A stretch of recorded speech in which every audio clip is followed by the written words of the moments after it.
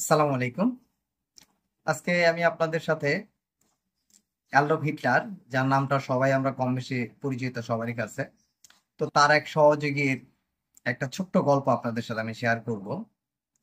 যে দেখেন গল্পটা, উনি কতটা ইহুদিদের ঘৃণা করতেন মনের ভিতরে ছিল, যে আপনি এই ইতিহাসটা যদি জানেন তাহলে আপনি বুঝতে পারবেন। এই যে ব্যক্তিটার দেখতে পাচ্ছেন, এই ছবিটা দেখছেন, এনার নাম হলো আইকম্যান, অ্যাডলফ আইকম্যান, যে কিনা হিটলারের সহযোগী ছিল। এবং তিনি ছিলেন যে আইকম্যান, তিনি গ্যাস চেম্বারে ঢুকিয়ে ইহুদিদের হত্যা করত, এটা রূপকার ছিল তিনি। তো দ্বিতীয় বিশ্বযুদ্ধের সময় যখন অ্যাডলফ হিটলার পরাজয় বহন করেন, তখন আইকম্যান উনি পালিয়ে আর্জেন্টিনা চলে যায়, এবং আর্জেন্টিনা চলে যাওয়ার পর ওইখানে একটা ছদ্মবেশে একটা কৃষি ফার্মে চাকরি করেন। তো তার আর শেষ রক্ষা হলো না।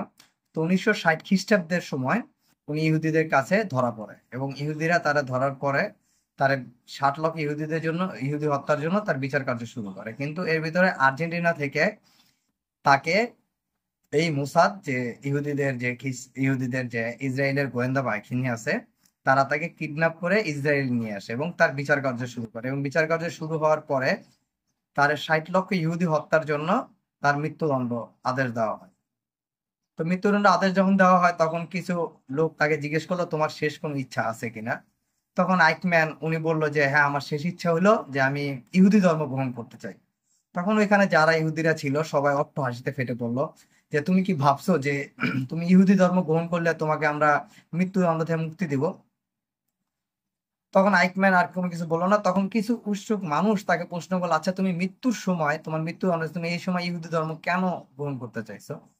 তখন আইকম্যান বলল, নির্বিকার চিত্তে বলল যে তোমরা যে আমাকে ছাড়বা না এটা আমি নিশ্চিত।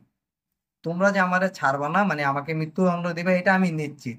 তাই মারা যাওয়ার আগেও আমি দেখে যেতে চাই যে আরেকটা ইহুদি মারা গেছে। মানে বুঝতে পারছেন কি বলছে?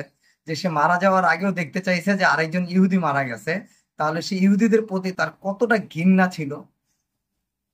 আর আমরা আমাদের ফিলিস্তিনি ভাই বোনদের হত্যা করতেছে, মারতেছে, আমাদের সামনে আবেগ গণ আসছে, কিন্তু আমরা তাদের মতন হইতে পারলাম না। আমরা মুসলিমরা একজন কাফের খ্রিস্টান তার মতন হইতে পারলাম না, যে সে কতটা পরিমাণে ঘৃণা করে, যে শেষ পর্যন্ত সে জানে তার মৃত্যু নিশ্চিত, কিন্তু তারপরে সে ইহুদি ধর্ম গ্রহণ করে বলতে চাচ্ছে যে আমি মৃত্যুর সময় দেখতে চাচ্ছি যে একজন ইহুদি মারা গেছে।